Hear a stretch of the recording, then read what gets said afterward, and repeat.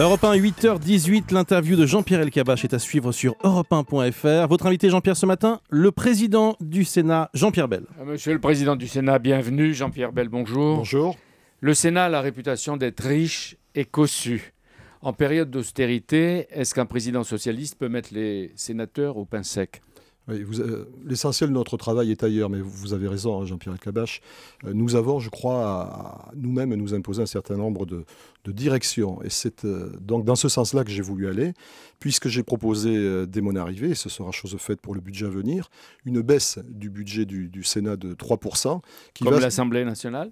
Oui, dans des conditions plus difficiles que l'Assemblée nationale, qui va se répercuter sur beaucoup de points. D'abord, j'ai demandé à ce qu'on arrête les grands travaux qui étaient prévus au Sénat. Ensuite, j'ai souhaité que l'on encadre et que l'on mette fin à un certain nombre de phénomènes que nous avions pu constater. En particulier, nous allons encadrer et limiter largement les déplacements des sénateurs, notamment dans les groupes d'amitié. Ensuite, nous allons passer au peigne fin tout ce qu'il y a à regarder de près dans le fonctionnement du Sénat.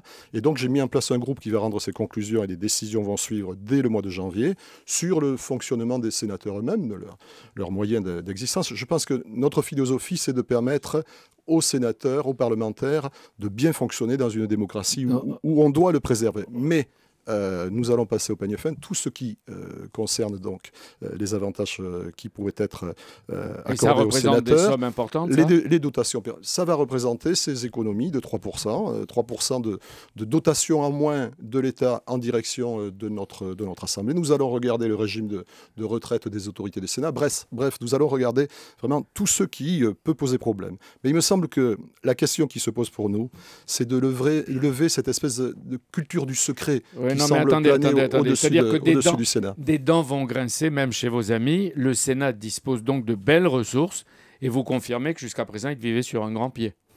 Non, je pense qu'il y a des avantages qui ne sont plus de notre temps. Vous avez dit, dans la période que nous traversons, nous devons nous-mêmes regarder cela avec précision.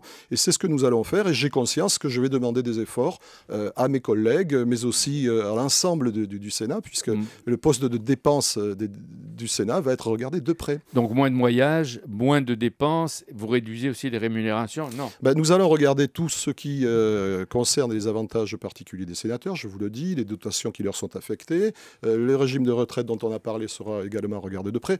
Moi, je pense qu'il faut que nous soyons dans un processus d'harmonisation pour qu'enfin, on puisse voir disparaître ce regard suspicieux. C'est-à-dire le Sénat de Jean-Pierre Bel, ça va être un Sénat sans moyens, un Sénat de pauvres. Non, quand même pas. Pas du tout. Je vous ai bien dit qu'il me semble, en démocratie, qu'il faut permettre un bon fonctionnement de la vie parlementaire. Sinon, nous serions dans un système où seuls les riches pourraient faire de la politique. Est-ce que tout ça sera transparent une fois pour toutes ? Alors, pour que ce soit transparent, il faut lever cette culture du secret. Et c'est pourquoi, plutôt que d'élaborer le budget du Sénat comme aujourd'hui, il y a 2 ou 3, je vais dans un premier temps proposer que le budget du Sénat soit débattu en bureau du Sénat, c'est-à-dire plus de 40 à 50 personnes, et assez rapidement, si possible, faire en sorte que nous puissions examiner le budget du Sénat en séance publique. Avez-vous lu, Jean-Pierre Bel, le Figaro de ce matin? Votre prédécesseur Gérard Larcher dit qu'il ne reconnaît plus le Sénat, qu'il a perdu son autonomie, que la gauche l'utilise pour la présidentielle. Le Sénat, dit Gérard Larcher, est devenu la maison des Hollandais. Il me met un peu dans l'embarras, le président Larcher, parce que j'ai beaucoup de considération pour lui. Je comprends qu'avoir perdu le Sénat pour la droite, après 50 ans d'hégémonie sur cette Assemblée, ça puisse constituer un choc. Donc, je trouve cela dérisoire. Le président Larcher allait prendre un petit déjeuner tous les matins à l'Élysée avec Pas tous les matins. Tous les mardis matins, pardon, vous avez raison, j'exagère un peu, avec le président Sarkozy. Bon, si François Hollande est élu président de la République, vous en ferez autant. Alors il me semble normal qu'il y ait une cohérence avec son mouvement politique, avec les orientations qui sont les nôtres. Mais vous avez dit, Jean-Pierre Bel, que votre Assemblée est le laboratoire de la politique de la gauche, même de François Hollande. Vous l'avez confié à Public Sénat. Est-ce que votre laboratoire va devenir l'annexe du quartier général de campagne de François Hollande? Plus exactement, c'est l'UMP qui a dit attention, regardez ce qui se passe au Sénat, c'est le laboratoire. Vous n'avez pas dit non. J'ai dit oui, je reprends ce terme à la volée. Et moi, je dis un laboratoire, c'est bien un laboratoire. C'est la créativité, l'inventivité, la capacité à François Hollande réfléchir. Est chez lui. Mais nous sommes sur des valeurs qui nous sont communes. Nous n'allons pas chercher tous les matins les décisions à prendre auprès de François Hollande. Il a d'autres choses à faire, je pense, ces jours-ci.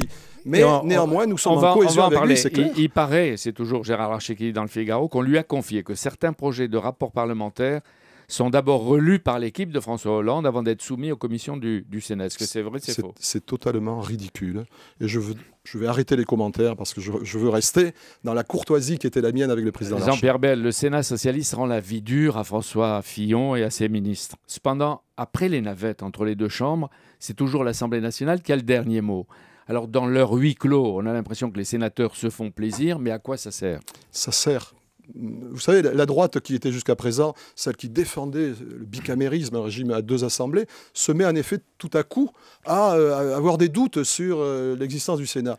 Je pense que, dans le fond, si on regarde les choses, la droite, l'ancienne majorité sénatoriale, n'a pas compris qu'elle avait perdu le Sénat. Ils ont mis du temps à comprendre. Les électeurs, les grands électeurs, leur ont montré qu'il y avait un changement de majorité. Maintenant, il faut qu'ils comprennent que la politique qui est exprimée au Sénat n'est pas celle du président de la République et celle du gouvernement. Ils ont du mal à perdre leur culture de majorité. On reconnaît le bicamérisme, mais un Sénat qui dit presque toujours non et qui n'a pas de conséquences à son attitude, est-ce que ce n'est pas en train d'affaiblir le Sénat, la deuxième chambre? Ce n'est pas le cas. Nous sommes là pour montrer quelles sont nos propositions. Nous avons œuvré jusqu'à présent dans ce sens-là. Nous avons pu accepter ce qui nous paraissait acceptable, y compris dans les propositions du gouvernement, sur le contrôle des médicaments, sur un certain nombre de sujets, sur la mise en place des dispositifs. Dans l'ensemble, vous entendez répéter Valérie Pécresse, Xavier Bertrand, Gérard Larcher, qui ont fait des calculs, 60 taxes nouvelles, 32 milliards d'impôts supplémentaires. Vous avez la main lourde. Non, il m'inquiète beaucoup, à la fois Valérie Pécresse et Xavier Bertrand, parce qu'ils savent bien que nous n'avons pas la capacité, sur le plan purement législatif, à créer de nouvelles dépenses. Alors, donc, je crois qu'ils se sont un petit peu trompés dans leurs explications. Et en ce qui concerne... Peut-être pas dans leurs calculs, ils vous le diront. Les taxes nouvelles, nous en avons supprimé. Je vais vous donner un exemple. Nous avons supprimé la taxe de 35 € que le justiciable devait payer pour avoir accès à l'aide judiciaire. Nous l'avons supprimé. Par contre, nous avons établi des taxes sur les transactions financières. Et ça, nous l'assumons. François Hollande refuse la règle d'or. On élargit. Il ajuste sa position sur l'emploi, sur la réforme des retraites. C'est plus le retour automatique pour tous à la retraite à 60 ans. Et il promet de renégocier les accords de Bruxelles. Jean-Pierre Bel, comment il va faire seul face à 25 États et chefs d'État et de gouvernement? François Hollande n'est pas seul. Je pense que ça, c'est une vue de l'esprit. Il n'est pas seul du tout. Aujourd'hui, nous avons dit que dans ce traité, qui est en fait aujourd'hui une déclaration d'intention, il y avait un manque de moyens. Il n'y a pas les instruments nécessaires pour lutter contre les dégâts du marché ne sont pas en place. Les rapports à la BCE ne sont pas clairs. Et rien n'est prévu pour la croissance. Mais comment il va faire? Est-ce que vous croyez qu'il va imposer aux Allemands d'autoriser la BCE à racheter en masse les dettes des États? Les Allemands résistent. Si on renonce, on n'aboutit à rien. Aujourd'hui, qu'est-ce qu'on voit? D'abord que les sociodémocrates allemands qui se sont réunis en congrès dernièrement ont totalement approuvé les propositions de François Hollande. Et par ailleurs, les Allemands, ils sont capables aussi d'évoluer sur l'intervention de la BCE. Vous avez vu que sur les dettes secondaires souveraine, la BCE a pu intervenir en ce qui concerne, par exemple, l'Espagne et l'Italie. Ça mérite qu'on discute et qu'on prolonge la conversation. On peut les faire bouger encore. Dernière question. Vous êtes sénateur depuis 13 ans, président depuis 2 mois. Qu'est-ce que vous avez découvert là, au-dessus, sur ce qu'on appelle le plateau? J'ai découvert une assemblée qui pouvait retrouver peut-être sa fierté, mais aussi sa voix. Nous sommes la voix des collectivités territoriales. J'ai l'impression que cela avait un peu disparu dans le passé.